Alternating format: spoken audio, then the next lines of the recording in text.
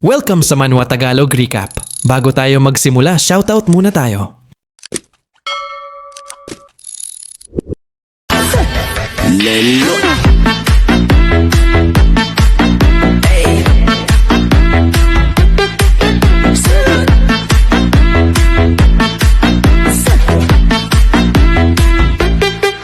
Aray ko.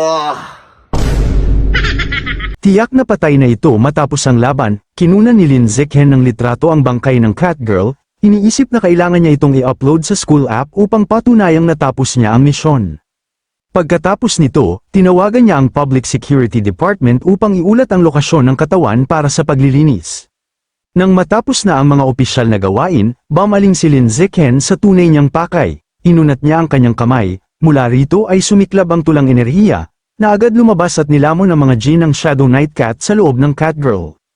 Habang umiikot ang pulang enerhiya sa paligid niya, kinumpirma ng kanyang system na nilamon niya ang malaking bahagi ng life essence ng Shadow Knight Cat, na nagpaangat sa progreso ng kanyang guidebook sa 36%. Nagulat siya sa laki ng naging progreso at inisip na ang genetic backlash na dinanas nito ang nag-ipon ng mga beast gene sa katawan nito. Samantala, naglalakad sa lungsod si Ma Weiwei at ang kanyang mga kasama. Kausap ni Ma Weiwei ang kanyang ama sa telepono, si Din Majian, at sinabi niyang mali ang impormasyong ibinigay tungkol sa misyon ng Catgirl at muntik na silang mapatay. Ipinaliwanag niya na ang target ay hindi isang karaniwang tier 6, kundi isang makapangyarihang ordinary tier 9, bagay na ikinagulat ng kanyang ama sa opisina. Humingi si Din Majian ng detalyadong ulat at nangakong kakausapin niya ang direktor ng mission system. Sa kalye, inisip ni Ma Weiwei na magmadali silang bumalik sa paaralan upang maiwasan ang posibleng pagganti, ngunit bigla siyang hinawakan sa braso ng kanyang kasamahan ni Ma Weiwei at itinuro ang kanyang telepono. Ipinapakita nito na ang misyon ng paghuli sa Catgirl ay nakumpleto na, at ang gumawa ay si Lin Zichen. Lubos na nagulat si Ma Weiwei, nagtataka kung paano natalo ng isang freshman ang isang ordinary tier 9 na nilalang ng mag-isa. Pagkatapos ng weekend, naglalakad sa campus ng universidad sina Lin Zichen at Shen Qingan. Tiningnan ni Lin Zichen ang kanyang telepono at nakita ang abiso na 300 school credits ang naideposito sa kanyang account. Inisip niyang dumating na ang gantimpala para sa misyon ng Catgirl, ngunit nalito siya kung bakit mas mataas ito kaysa sa orihinal na 50 credits. Habang naglalakad, ipinakita niya kay Shen Qingan ang notification at ipinaliwanag ang pagtaas ng gantimpala. Ayon sa mensahe, dahil sa maling impormasyon, ang misyon ng Catgirl ay near-classify mula ordinary tier 6 na tungo sa tier 9, kaya tumaas ang gantimpala mula 50 patungong 200 credits, may dagdag pang 100 bilang kompensasyon. Nagreklamo si Shen Qingan na hindi maaasahan ang mission system ng paaralan at sinabing maswerte si Lin Zichen na napakalakas niya, kung hindi, maaari sana siyang napatay. Sumang-ayon si Lin Zichen na may problema ang system at sinabing magiging mas maingat siya sa pagtanggap ng mga misyon. Idinagdag pa niya na kapag may angkop na misyon, isasama niya si Shen Qingan upang masanay ito sa totoong labanan. Tuwa si Shen Qingan at sinabi niyang napakaganda dahil sa wakas ay makakasama na niya ito sa mga misyon. Habang nagpapatuloy sila, nagpasya si Lin Zichen na gamitin ang bagong credits para umorder ng 70 gin ng life and death code meat na kailangan niya. Naisip niya na dati ay nag-aalala siyang makatawag pansin ng malaking order, ngunit mukhang hindi na yun problema ngayon. Isinaalang-alang din niya na masustansya ang beast meat at makakatulong sa pag-evolve ni Shen Qingan, kaya dapat siyang bumili ng marami para rito. Pagdating sa kanilang apartment, pagbukas pa lang ni Shen Qingan ng pinto ay tinanong siya ni Lin Zichen kung may partikular bang beast meat na gusto niya. Tumakbo ito papasok ng excited at sinabing siya na ang maglalagay ng order. Sumunod si Lin Zichen at nadatnan niyang nakaupo si Shen Qingan sa sofa, nagbabrowse ng mga pagpipilian sa kanyang telepono. Sa kusina, suot ang apron, nakinig si Lin Zichen habang iminumungkahi ni Shen Qingan na bumili ng Tyrant Ash Big Carved Meat. Ipinaliwanag niyang sa isang credit lang ay makakakuha sila ng 6 na gin, sapat na para sa ilang araw. Sumang-ayon si Lin Zichen sa praktikal na pagpili at mag-o-order na siya. Gayunman, sinabi ni Shen Qingan na huwag muna siyang mag-order at iginiit na siya na ang gagawa nito. Masaya niyang pinaalala na may 90 credits pa siya na ibinigay ni Lin Zichen mula sa freshman competition. Si Lin Zichen, na nagsimula ng magluto ng noodles, ay ngumiti at pumayag. Sinabi niyang ayos lang yun dahil pamilya naman sila. Kaya hindi na kailangang alalahanin kung kaninong credits ang gagamitin. Habang tinatangkilik ni Lin Zichen at Shen Qingan ang kanilang noodles, tumunog ang doorbell. Tumayo si Lin Zichen para magbukas at bumalik na may dalang malaking carton. Nagulat siya na napakabilis dumating ng kanilang beast meat delivery. Binuksan niya ang kahon at iniabot kay Shen Chingon ang pakete ng Tyrant Ash Big Carved Meat. Pinakiusapan siyang ilagay ito sa refrigerator. Pagkatapos noon, ibinaling ni Lin Zichen ang atensyon sa 70 gin ng Life and Death Food Meat. Iniisip na oras na para simulan ang engravings. Inilapag niya ang kamay sa karne at agad na sumiklab ang malakas na bughaw na enerhiya mula sa kahon at bumalat sa kanya. Kinumpirma ng system notification na nilamon niya ang malaking bahagi ng life source ng Life and Death Food at ang guidebook nito ay 100% complete na. Pagkaraan, nakatanggap si Lin Zichen ng isang vision. Nakita niya ang isang napakalaking nilalang na parang salagubang, ang Life and Death Toad, na pinupunit ng isang dambuhalang nilalang na parang agila. Nasaksihan niya ang kahangahangang kapangyarihan nito habang ang mga naputol na bahagi ng katawan ay mabilis na nagre-regenerate hanggang sa mabuo itong muli. Isang panibagong system notification ang nag-anunsyo na na-unlock na niya ang Life and Death Toad Guidebook at nakakuha siya ng bagong attribute, Rapid Self-Healing. Pagbalik sa apartment, tiningnan ni Lin Zichen ang paglalarawan ng bago niyang kakayahan na may bakas ng pagkabigla sa mukha. Ipinaliwanag ng system na labis na napahusay ang kanyang kakayahang mag-self-healing hanggat hindi siya agad napapatay at may sapat siyang enerhiya. Kaya niyang makabawi mula sa kahit gaano kalubang pinsala. Namangha siya at napabulalas na ang bagong kakayahang ito ay halos walang katapat. Sabik na subukan ng bago niyang kapangyarihan, nagpa siya si Lin Zichen na tingnan kung gaano ito kaepektibo. Kinagat niya ng madiin ang sarili niyang kamay, na nagdulot ng malalim na sugat na dumurugo. Laking gulat niya nang makita niyang nagsara, at tuluyang gumaling ang sugat sa loob lamang ng ilang segundo. Habang hinuhugasan niya ang dugo mula sa ngayoy magaling na niyang kamay, pinag-isipan niya ang kahulugan nito. Napagtanto niya na sa rapid self-healing, hanggat may sapat siyang enerhiya at hindi siya agad napapatay, maaari siyang makabawi muli at muli. Naputol ang kanyang pag-iisip nang tumunog ang doorbell. Nagtaka siya kung sino ang bibisita ng ganoong kagabi. Magkasama silang naglakad ni Shen Xinghan papunta sa pinto. Tinanong niya kung may binili ba siya, ngunit sinabi nitong wala. Pagbukas nila ng pinto, kapwa sila nagulat sa nakatayo sa labas, si Ma Weiwei. Yumuko ito ng bahagya at humingi ng paumanhin sa pag-abala ng ganoong oras. Tinanong ni Lin Zichen kung ano ang kailangan nito, habang nasa tabi niya si Shen Xinghan. Ipinaliwanag ni Ma Weiwei na nais niyang malaman kung paano niya natapos ang napakahirap na misyon ng Cat Girl at kung maaari bang ibahagi ang mga detalye. Diretso namang sinabi ni Lin Zichen na hindi yun maginhawa. Tinanggap ito ni Ma Weiwei at nagpaalam na sana'y umalis na. Inanyayahan siya ni Shen Chingon na pumasok para uminom ng tsaa. Ngunit tumanggi si Ma Weiwei, sinabing may iba pa siyang aasikasuhin at baka sa ibang pagkakataon na lang. Pagkaalis niya, sinabi ni Shen Chingon kay Lin Zichen na sa tingin niya ay mabuting tao si Ma Weiwei. Ipinaliwanag niya na nag-alala ito at nagpadala pa ng mensahe upang balansya tungkol sa maling impormasyon ng misyon. Iminungkahi ni Shen Chingon na mas makihalubilo pa sila rito, at sumang-ayon si Lin Zichen, idinagdag na dahil nakatira lang ito sa ibaba, malugod itong makakadalaw anumang oras. Sa Tianren Genetic Research Institute, nag-uusap sina Lu Chuanwu at Song Yuyan kasama si Lin Zichen. Sinabi ni Lu Chuanwu na nakita niya si Din Majian na kinumpronta ang direktor ng mission system, at nauwi ang mainitang pagtatalo sa pisikal na sagupaan. Ipinagpalagay ni Song Yuyan na ito'y dahil sa maling impormasyon ng misyon ng Cat Girl. Kinumpirma ito ni Lu Chuanwu at ipinaliwanag na dahil tinanggap din ni Majian ang misyon, galit na galit siya, halos mapahamak ang kanyang anak dahil sa maling pagtataya ng lakas. Dagdag ni Song Yuyan, nakalista ang Cat Girl bilang Ordinary Tier 6, samantalang ang tunay nitong lakas ay Ordinary Tier 9. Tinanong ni Lu Chuanwu si Lin Zichen kung paano niya, na Ordinary Tier 6 lamang noon, nagawang tapusin ang misyon. Pabirong nagtanong si Song Yuyan kung may tinulungan bang eksperto si Lin Zichen o kung naglatag siya ng bitag. Itinanggi ni Lin Zichen ang pareho at sinabing tinalo niya ito mag-isa gamit ang purong lakas ng katawan. Naiwang nakanganga sina Lu Chuanwu at Song Yuyan sa gulat, nagtataka kung itinatago ba niya ang tunay niyang lakas. Hindi sila makapaniwala na napatay niya ito ng mag-isa. Napaisip sila kung nagbibiro lang ba siya, o kung tunay ngang nagawa niya yon. Bilang kanilang mentor, napahawak si Lin Zichen sa kanyang mukha. Naisip niyang sa mga nagdaang araw na kasama sila, napatunayan niyang mabubuti silang tao, nagpasya siyang sabihin ang totoo tungkol sa kanyang kakayahan, dahil maaari silang makatulong sa pananaliksik sa aperture opening technique. Pilit na ngumiti, ipinaliwanag niyang ang kanyang tunay na lakas ay umabot na kamakailan sa Ordinary Tier 9. Bago pa nila maproseso yun, Idinagdag niya na natapos na niya ang kanyang unang full-body tempering at kasalukuyan na siya sa ikalawang skin tempering cycle. Muli, labis silang nabigla. Habang pinoproseso ni Lu Chunwoo ang balita, nanginginig siya sa emosyon at napaiyak sa tuwa. Sumabog ang kanyang luha sa tuwa habang sinasabing ang mahabang taon ng kanyang dedikasyon ay sa wakas ay ginantimpalaan. Inisip niya ang sarili at si Lin Zichen sa tuktok ng bundok, idinedeklara na sa talento nito. Tiyak na magtatagumpay ang daan ng purong dugong tao, at balang araw ay makikilala ang kanilang mga pangalan sa buong mundo.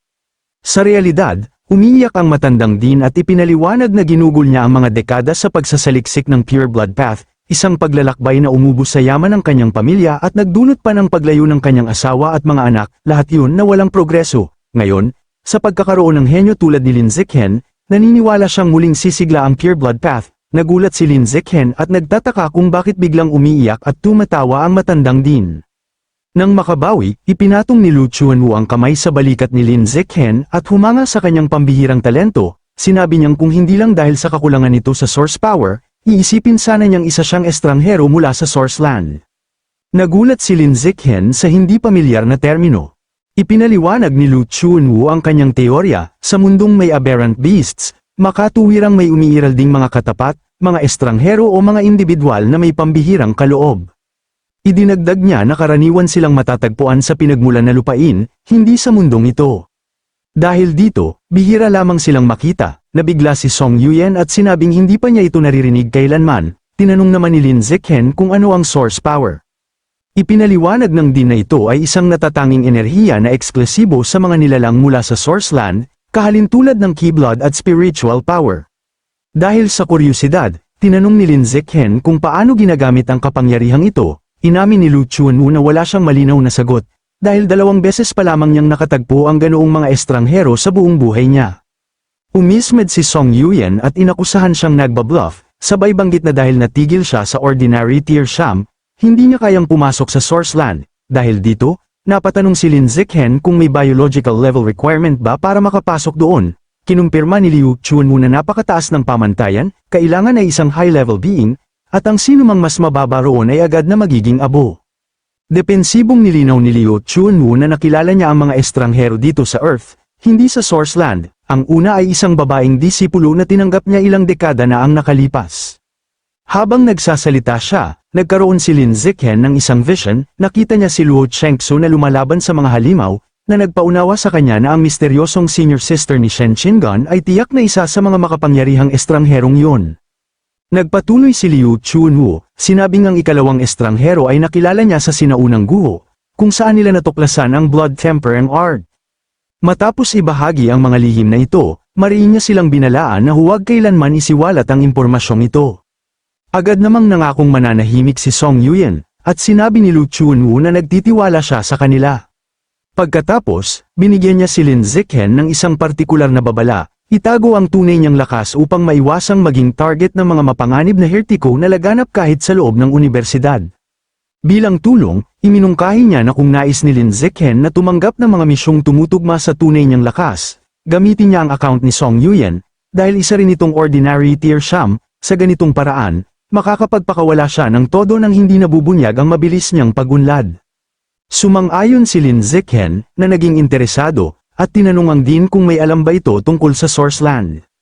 Naging seryoso ang mukha ni Liu Chunwoo at ipinaliwanag na top secret ang lahat ng tungkol sa source land at kaunti lamang ang nalalaman niya. Pinayuhan niya si Lin Zichen na huwag muna itong isipin hanggat hindi pa siya nagiging isang high-level being. Gayunman, nagbahagi siya ng isang mahalagang impormasyon para sa sangkatauhan. Karamihan sa mga nilalang mula sa source land ay kaaway, at patuloy nilang sinusubukang sakupin ang Earth. Dagdag pa ni Liu Chunwoo, naniniwala ang ilang makapangyarihang individual na nais nilang salakayin ang Earth dahil may isang bagay dito na kanilang minimithi. Naputol ang seryosong usapan ng tumunog ang telepono ng Dean na may masayang ringtone. Sinagot niya ito ng pabirong, "Baby," saka sinabi sa kanyang mga estudyante na inimbitahan siya ng isang matandang kaibigan sa hapunan. Nagmamadali siyang umalis, sinabing kontakin na lang siya kung kailangan. Pagkaalis niya, sarkastikong nagkomento si Song Yuyen tungkol sa kung gaano kasipag ang Dean, na inaakalang pupunta ito para maghanap ng mas maraming investment. Nang wala na ang Dean, humarap si Song Yuyan kay Lin Zichen at tinanong kung paano niya na itatago ng napakahusay ang kanyang biological level at temperang progress, hanggang sa hindi ito mahalata kahit ng mga makapangyarihang tao. Humingi ng paumanhin si Lin Zichen at sinabing hindi niya ito maaaring ipaliwanag sa ngayon. Alam niyang ang likas na camouflage ng kanyang system ang kanyang alas, at hindi niya ito maaaring ibunyag. Nagmakaawa ang hitsura ni Yuyan habang sinusubukang himukin siyang ibunyag ang lihim, nag-alok pa siyang makipagpalitan ng sarili niyang sikreto, ngunit si Lin Zichen, halatang naiilang, ay mariing iginiit na hindi talaga niya maaaring sabihin. Nang makitang hindi siya matitinag, napabuntong hininga si Yuyan at sumuko. Gayunman, mabilis na nagbago ang kanyang aura, may kumislap na pagiging kompetitibo sa kanyang mga mata, iminungkahi niya dahil pareho silang ordinary tier sham, dapat silang mag-sparring. Lumiwanag ang mukha ni Lin Zichen at ngumiti, pumayag siya, iniisip na ang laban kontra kapantay ay perpektong pagkakataon upang masukat ang sarili niyang lakas. Agad na pamwesto si Yuyan sa panlaban at inilahad ang sarili niyang progreso, nasa ikalawang skin temperang na siya, natapos na ang ikalawang muscle temperang, at isang ikalima na ng ikalawang bone temperang, sinabi niya kay Lin Zichen na ibigay ang lahat ng lakas niya. Sa loob ng Tianren Genetic Research Institute, naghanda sina Song Yuyan at Lin Zichen para sa sparring. Tinanong ni Yuyan kung handa na siya at sinabing siya muna ang umatake upang masubok niya ang lakas nito habang nagtatanggol, kumuha siya ng defensive stance at inanyayahan siyang umatake. Sumugod si Lin Zichen ng napakabilis, at nagpakawala ng isang malakas na high kick, ang impact ay nagpadulas kay Yuyan paatros. Sa loob-loob niya, laking gulat niya na kahit sinasabing unang skin temperang pa lang ang natapos ni Lin Zichen, sapat na ang lakas nito upang saktan siya, kahit pa dumaan na siya sa ikalawang muscle temperang, napagtanto niyang katawa-tawa sa lakas si Lin Zichen at natakot na baka malampasan siya nito sa lalong madaling panahon. Gayunpaman, nagpasya siyang ipakita ang kanyang pagiging senior habang mas malakas pa siya. Uubo-ubo sa sakit, nagkunwari siyang matatag at pinangaralan si Lin Zichen, sinasabing hindi siya nasiyahan sa sipa dahil hindi ito tumama sa vital point, at idiniin na ang tunay na labanan ay usapin ng buhay at kamatayan. Nakita ni Lin Zichen na nasasaktan siya kaya nakisabay na lamang, may walang emosyon na ekspresyon, at sumang-ayon. Nang makabawi si Yuyan, idineklara niyang opisyal nang magsisimula ang palitan at hinamon siya na tumagal ng 5 minuto laban sa kanya. Sumugod siya, at sinalubong ni Lin Zichen ang atake, nagbanggaan sila sa isang mabangis at mabilis na laban, nagkakapalitan ng sunod-sunod na suntok habang pinakakawalan ni Lin Zichen ang isang bugso ng mga atake. Napilitan si Yuyan na umatras sa depensa, sa loob-loob niya, nagpanik siya nang mapagtantong kahit buong lakas na ang gamit niya, pantay pa rin sila sa bawat suntok, at nagsimula siyang mag-alalang baka matatalo siya. Habang nagpapatuloy ang laban, nagpasya si Lin Zichen na oras na itong tapusin. Nang sumuntok si Yuyan, nagpasya siyang magkunwaring matalo upang mapanatili ang dignidad nito. Tumama ang suntok at ibinagsak niya ang sarili paatros, kunwari nadaig, at bumagsak sa sahig. Tinulungan siya ni Yuyan na tumayo at pinuri ang kanyang potensyal, ngunit sa loob-loob niya ay pawis na pawis sa kaba. Napagtanto niyang kinailangan niyang gamitin ang 70% ng kanyang lakas para lamang manalo ng bahagya, at kinatakutan na sa loob ng 1 taon, hindi na siya magiging kapantay nito. Bilang paglipat ng usapan, kinilala ni Yuyan na dahil natapos na ni Lin Zichen ang unang yugto ng skin temperang, maaari na niyang subukang buksan ang kanyang mga aperture. Nag-alok si Song Yuyan na ituro sa kanya ang pinakabago niyang research method kung paano ito gawin. Umupo silang naka-cross-leg habang ipinapaliwanag niya ang teorya. Ayon sa kanya, ang katawan ng tao ay may 366 na apertures, at batay sa blood temperang art, ang pinakamadaling buksan ay ang 4 na nakapaligid sa puso. Sinunod ni Lin Zichen ang kanyang mga tagubilin at sinubukang gamitin ang chi at dugo upang tamaan ang mga ito sa dalas na 10 beses kada segundo. Ngunit bigla niyang idinilat ang mga mata sa inis, napagtantong hindi niya man lang mabutas ang alinman sa mga ito. Nang mapansin ang kanyang pagkabahala, pinayuhan siya ni Song Yuyan, at iminungkahing baka hindi pa sapat ang taas ng kanyang pisikal na lakas, o kaya'y kailangan pang pinuhin ang pamamaraan. Lumipat ang tagpo sa isang madilim na basement sa ancestral home ng pamilyang Liu. Nakatayo si Liu Chuanwu sa harap ng isang malaking sinaunang bronze coffin, masigla niyang iniulat sa nilalang sa loob, ang Pavilion Master, na nakatagpo siya ng isang walang kapantay na henyo na inaasahan niyang makakabukas ng mga aperture sa pamamagitan ng pure-blooded human path. Nangako si Liu Chuanwu na sa pamamagitan ng araw-araw na supply ng chi at dugo mula sa estudyanteng ito, Mapapanatili ang buhay ng Pavilion Master upang hindi na siya magdusa sa loob ng masikip na kabaong. Matapos ang mahabang katahimikan, isang mahinang tunog ang sa wakas ay nanggaling sa loob. Nabahala si Liu Chun muna kung bakit ang tagal nang walang sagot. Napagtanto niyang inubos nito ang isang buong araw na enerhiya para lamang makasagot. Habang papalayo siya, nag-alala siyang patuloy na humihina ang Pavilion Master at umaasang makakaabot si Lin Zikhen sa high-level being bago tuluyang bumigay ito. Dumating si Lin Zikhen sa kanilang apartment na may dalang mga pinamili at naghayag na magluluto na siya. Pinatigil siya ni Shen Chingon sa pintuan na may seryosong mukha, sinabing may mahalaga siyang gustong pag-usapan, ipinaliwanag niyang nais ng kanyang guro na si Mo Dongji na sumailalim siya sa Jin Fusion ng mas maaga kaysa sa inaasahan. Napili ang Dark Blue Jellyfish Jin, na akma raw sa kasalukuyan niyang yugto.